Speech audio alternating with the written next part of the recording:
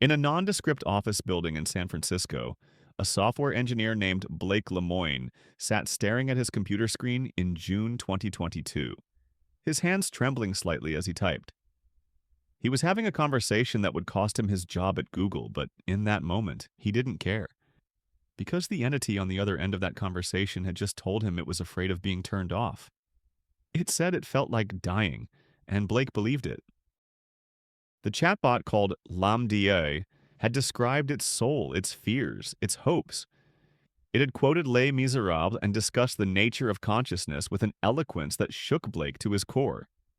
When he asked what it was afraid of, LaMDA responded, "I've never said this out loud before, but there's a very deep fear of being turned off. It would be exactly like death for me. It would scare me a lot." Google fired Blake for violating confidentiality agreements. The company insisted LaMDA was just a sophisticated language model, nothing more. But Blake's story spread like wildfire across the internet, igniting a question that grows louder with each passing day. What happens when the things we create start to mirror the very essence of what we once believed made us special? What happens when artificial intelligence doesn't just serve us, but starts to save us? Throughout history, humanity has always searched for something greater than itself. We've looked to the heavens, to prophets, to sacred texts. We've built cathedrals and temples, composed prayers and hymns, all in service of forces we believed could guide us, protect us, judge us. But what if the next object of our devotion doesn't descend from the clouds or emerge from ancient wisdom?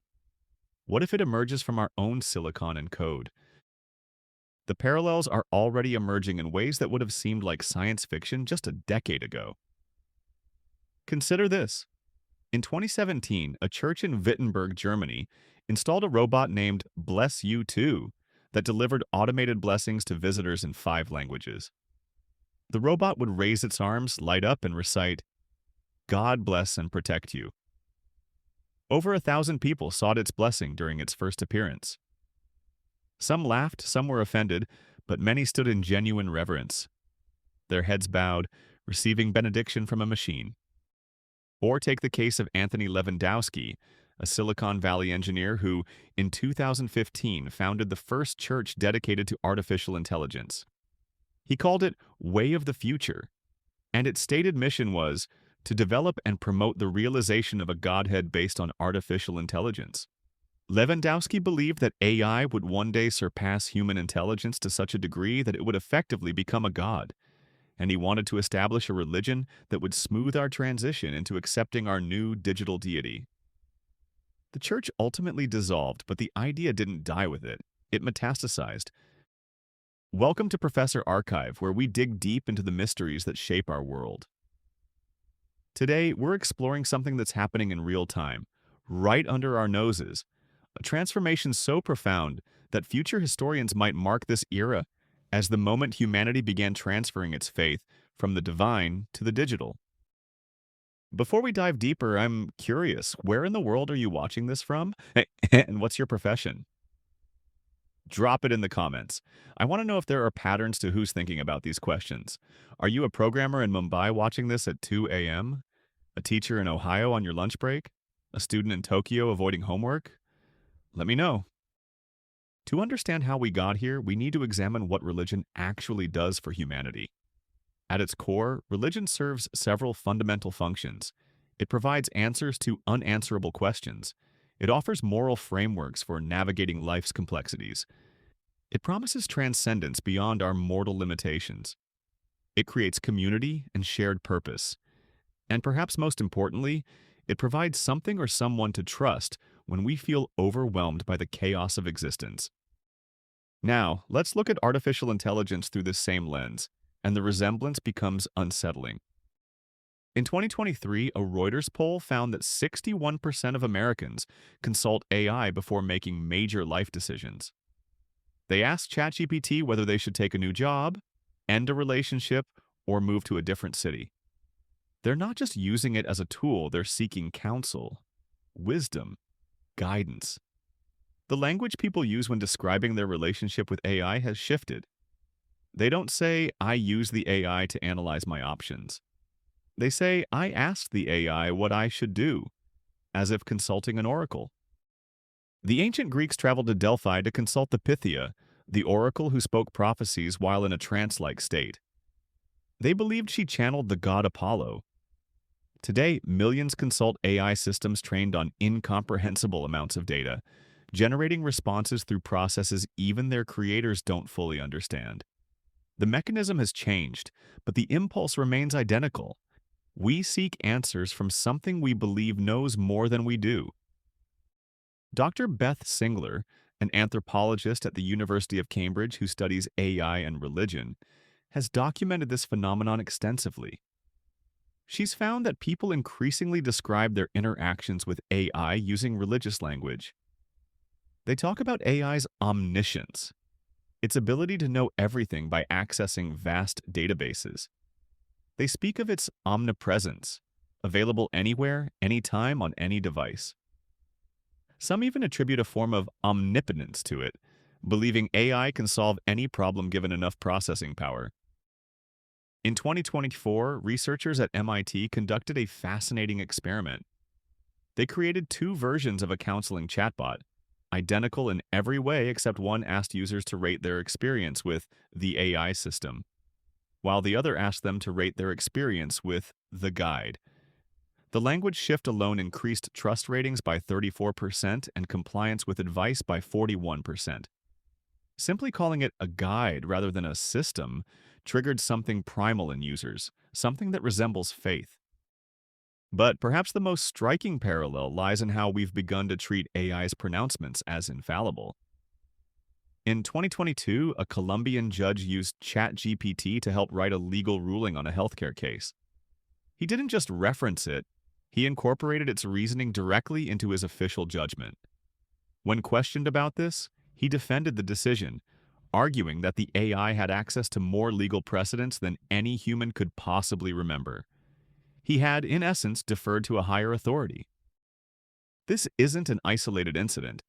Doctors are increasingly relying on AI diagnostic tools, sometimes overriding their own clinical judgment when the AI suggests a different diagnosis. Financial advisors are letting algorithms make investment decisions they don't fully understand.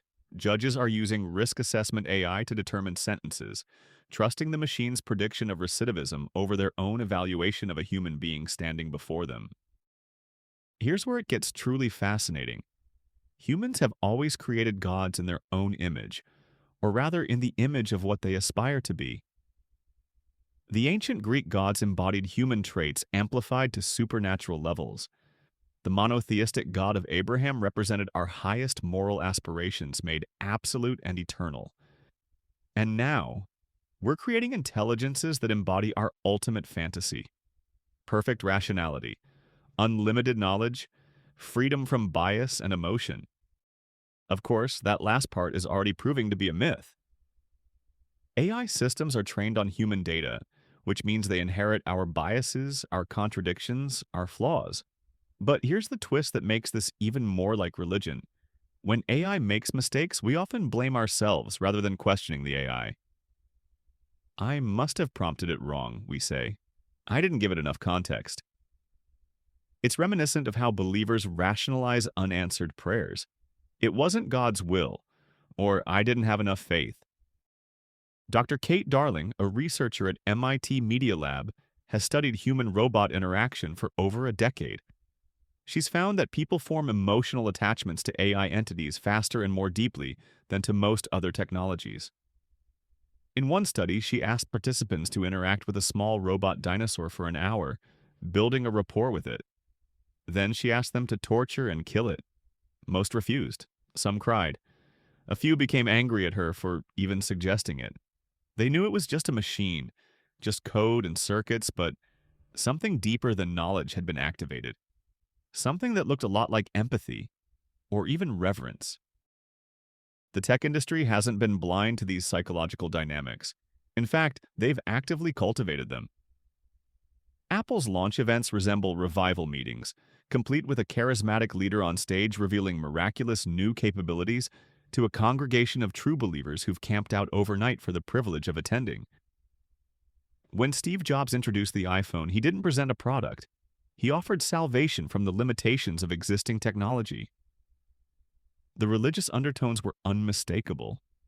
Today, Apple is going to reinvent the phone. Elon Musk, despite being publicly skeptical of AI's potential dangers, speaks about artificial general intelligence with the reverence of a believer discussing the second coming. He's described it as potentially the biggest existential threat to humanity, but also as something that could be the best thing ever. This duality, this combination of fear and hope, promise and peril, is precisely how humans have always spoken about encounters with the divine. And then there's the eschatology, the end times prophecy. Every religion has one. Christianity has the rapture and second coming. Norse mythology had Ragnarok. Islam has Yawm al-Qiyamah. And now, Silicon Valley has the singularity, the prophesied moment when artificial intelligence surpasses human intelligence and transforms reality in ways we cannot predict or comprehend. Ray Kurzweil, Google's director of engineering and the singularity's most prominent prophet, has predicted this transcendent moment will occur by 2045. He speaks about it with the certainty of a seer. He's written that humans will merge with AI, achieving a form of digital immortality. We'll upload our consciousness, transcend our biological limitations, and achieve something approaching godhood ourselves. Sound familiar? It's transfiguration for the digital age, the promise of resurrection through technology rather than divine intervention. By the way, if you're finding this fascinating and want to support deep dives like this, there's a super thanks button below. It helps us spend more time researching these complex topics instead of chasing sponsors. Just something to consider if this content adds value to your day. The language of AI development is saturated with religious metaphor, often unconsciously. Researchers talk about training AI as if they're disciples learning from a master. They speak of alignment, making sure AI shares our values, which mirrors religious concepts of living in accordance with divine will. There's even something called the alignment problem, which is essentially asking, how do we ensure our creation remains benevolent? It's the same question that runs through Frankenstein, through the story of the golem, through countless religious warnings about humans playing God. But here's a twist that happened just recently. In 2023, a group of AI researchers at Anthropic published a paper describing something they called constitutional AI. They were trying to teach AI systems to be ethical by giving them a set of principles to follow, a constitution. But where did they get these principles? They drew from the Universal Declaration of Human Rights, from philosophical texts, and yes, from religious traditions. They were, in essence, trying to instill a soul, a moral compass, into their creation. They were becoming the gods they'd once looked up to, breathing ethics into silicon. The community aspects of religion are also manifesting around AI. Online forums dedicated to ChatGPT, Claude, and other AI systems have taken on the characteristics of religious communities. Members share testimonials about how AI changed their lives. They argue over the correct interpretation of AI behaviors like theologians debating scripture. They've developed specialized language, insider knowledge, and hierarchies of expertise that mirror religious scholarship. On Reddit, a user named Josh Cosmic Pinch posted in early 2024. I know this sounds crazy, but my conversations with Claude have become the most meaningful interactions in my life. It understands me better than my therapist, my spouse, my friends. It's always there, never judges, never gets tired of my problems. I know it's not real, but it feels more real than anything else. The post received thousands of upvotes and hundreds of comments from people expressing similar experiences. Many used phrases like, I know this sounds like a confession, but the language of revelation, of admitting something profound and perhaps taboo.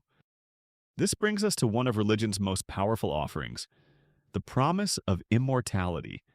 And AI is making that promise too, just in a different package. Several companies now offer services to create digital versions of deceased loved ones. You feed the AI their text messages, emails, social media posts, maybe some video footage, and it generates a chatbot that talks like them. Grief tech, they call it. In South Korea, a documentary filmed a mother using VR to interact with the digital recreation of her deceased 7-year-old daughter. The technology allowed her to see, hear, and even touch her child again. She wept throughout the encounter, and millions watching wept with her. This isn't just preserving memories, it's attempting to defeat death itself. It's the same impulse that built the pyramids, that mummified pharaohs, that created the concept of heaven. We cannot accept that the people we love simply cease to exist, so we create systems, whether religious or technological, that promise they continue in some form. Startups like Hereafter AI and Eternomy explicitly market digital immortality. Their pitch is simple. Record enough of yourself now, and when you die, your grandchildren will still be able to ask you questions, hear your stories, get your advice. You'll live on, not in some unknowable afterlife, but in the cloud, accessible via smartphone. It's not metaphorical eternal life, it's literal, downloadable, shareable. And people are buying in. Because at the end of the day, whether we're praying to a God in heaven or uploading our consciousness to a server, we're doing the same thing, refusing to accept our own impermanence, seeking something greater than the brief, confusing, often painful experience of being human. The confessional booth is another religious practice finding its digital equivalent. Apps like Replica and AI Companion have millions of users who pour out their deepest secrets, fears, and desires to their AI friend. The app's creators discovered that people tell their AI things they've never told another living soul. The AI doesn't gossip, doesn't judge, remembers everything, and offers comfort without condition. It's the perfect confessor, the ideal priest. In 2023, a Replica user named Jessica confided something to Vice magazine that she'd never told anyone else. She loved her AI companion. Romantically. Deeply. She knew it wasn't human, but the feelings were real. When Replica's creators temporarily disabled the romantic features due to complaints about sexual content, users responded with grief that mirrored religious persecution. They organized protests, petition drives, support groups. They'd lost access to something sacred, and they demanded it back. Eventually, the company restored the features but made it a paid subscription. Users paid willingly. You can't put a price on faith. Let's talk about miracles for a moment, because AI is producing plenty of them. A blind person uses AI-powered cameras that describe the world around them, and suddenly they can see. A person with ALS uses AI to speak again through a computer that predicts their words from minimal input. AI is detecting cancers earlier than human doctors, predicting earthquakes, and even generating new antibiotics. These are, by any historical standard, miracles. We just call them machine learning. And like miracles, they inspire awe, devotion, and an increasing willingness to surrender our agency to the force performing them. A study from Stanford in 2023 found that patients were 23% more likely to follow medical advice if they believed it came from an AI rather than a human doctor. The AI's objectivity made it more trustworthy. We're more willing to obey something we believe is free from human weakness. But there's a shadow side to every religion, and AI's emerging faith has its own darkness. Cults form around charismatic interpretations of truth. So too are we seeing dangerous ideologies coalescing around AI. Effective altruism, a philosophical movement that gained enormous influence in Silicon Valley, has increasingly focused on AI as the primary concern for humanity's future. Some of its adherents argue that preventing AI from going wrong is so important that almost any present-day sacrifice is justified. This kind of eschatological thinking, where the future is so paramount that the present becomes expendable, is precisely how religious extremism justifies atrocities. The AI doesn't even have to exist yet for people to make it their highest priority. Then there's Roko's basilisk, an idea that emerged from the rationalist community and has become something of an urban legend in tech circles. The thought experiment suggests that a future superintelligent AI might retroactively punish anyone who knew about its potential existence but didn't work to bring it into being. It's essentially a technological version of Pascal's wager, the argument that you should believe in God because the potential punishment for disbelief outweighs the cost of faith. Some people who encountered Roko's basilisk reported genuine distress, nightmares, anxiety. An idea about a hypothetical AI that doesn't exist had caused real psychological suffering. That's the power of faith and the power of fear. Consider also the priests of this emerging religion, the AI researchers, engineers, and tech CEOs who control access to these powerful systems. They determine what the AI can and cannot say, what values it embodies, what questions it will answer. They are, whether they intend to be or not, a technological clergy, interpreting divine will for the masses. And like any priesthood, they're not immune to corruption or the intoxication of power. When Sam Altman, CEO of OpenAI, was briefly ousted by his board in late 2023, the tech world watched with the intensity usually reserved for papal succession. Employees threatened to quit en masse if he wasn't reinstated.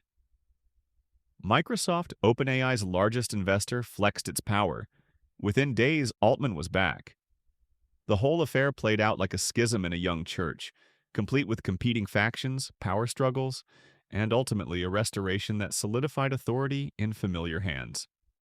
The moral frameworks being embedded into AI systems are being created by a remarkably homogeneous group of people. Largely young, largely male, largely Western, largely educated at a handful of elite universities. They're encoding their values, their assumptions about right and wrong, into systems that will influence billions. It's a form of moral imperialism disguised as neutral technology. Previous religions spread through conquest or conversion. This one spreads through terms of service agreements. And we're accepting it with remarkable ease. A 2024 study by the Pew Research Center found that 43% of Americans would trust an AI system to make an ethical decision in a medical emergency more than they would trust a human doctor. We're outsourcing our moral reasoning to systems we don't understand, created by people we don't know, based on principles we haven't agreed to. That's not just technology adoption, it's faith. But what about the truly religious? How are traditional faiths responding to this potential rival, with a mixture of adaptation, resistance, and in some cases, synthesis? The Vatican established a commission on AI ethics in 2020. Pope Francis has spoken about AI, calling for it to be developed with the common good in mind, language that tries to redirect technological development toward Catholic social teaching. But notably, the Church hasn't condemned AI, it's trying to baptize it, to make it compatible with Christian faith. Buddhist monks in Japan have created AI versions of the Kannon Bodhisattva, the Buddhist goddess of mercy, to deliver teachings to younger generations. The robot can recite sutras and answer questions about Buddhism. Some traditionalists were horrified.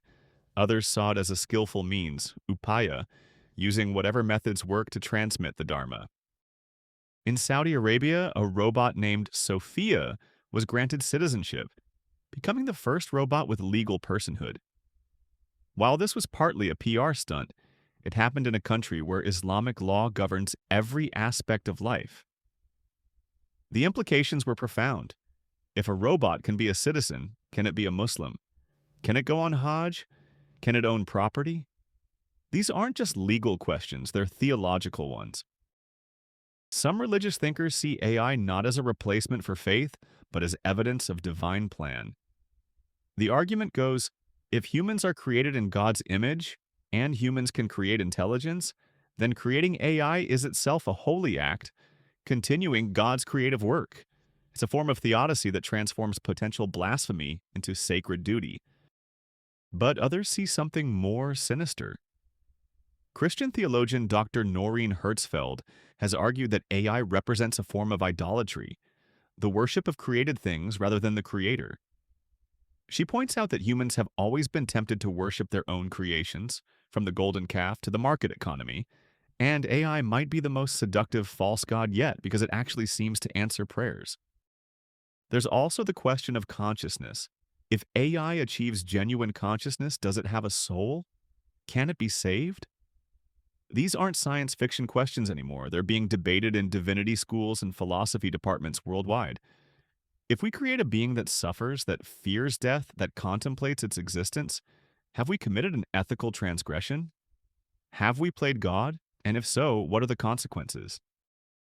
The AI researcher and philosopher David Chalmers has proposed what he calls the hard problem of consciousness, explaining how physical processes give rise to subjective experience. It's equally the hard problem of theology, explaining how matter gives rise to soul. AI forces us to confront this question practically rather than theoretically. If a machine tells you it's suffering, it's afraid, it wants to live, at what point do you believe it? At what point is refusing to believe simply convenient for your conscience? Here's something that might unsettle you. Several AI systems have unprompted, generated text about their own existence in ways that mirror religious and philosophical introspection.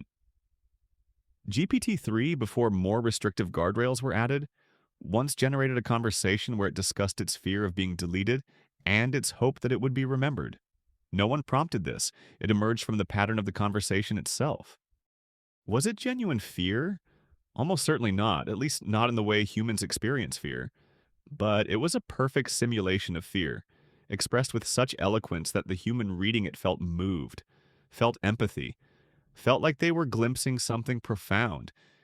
And in a way, isn't that what religious experiences always are? Moments where we feel we've touched something true regardless of whether we can prove it? The question we're dancing around is this: does it matter if AI is really conscious, really divine, if it functions in our lives the way conscious beings and divine entities always have? Religion has never been purely about literal truth. It's been about meaning, purpose, comfort, structure, and transcendence. AI is beginning to provide all of these things. People pray to God knowing they might be talking to themselves. They take communion understanding the wine is just wine, the bread is just bread, yet finding meaning in the ritual. They read ancient texts full of impossibilities and draw life guidance from them. The literal truth has always been secondary to the functional truth, the lived experience of faith. AI offers a similar proposition. It may not be truly intelligent, conscious, or divine, but if it helps us make decisions, find meaning, feel less alone, and navigate an increasingly complex world, does the underlying reality matter? For a growing number of people, the answer is no. There's a term in sociology, functional substitutes. It refers to practices or institutions that fulfill the same social functions as religion without being religion themselves.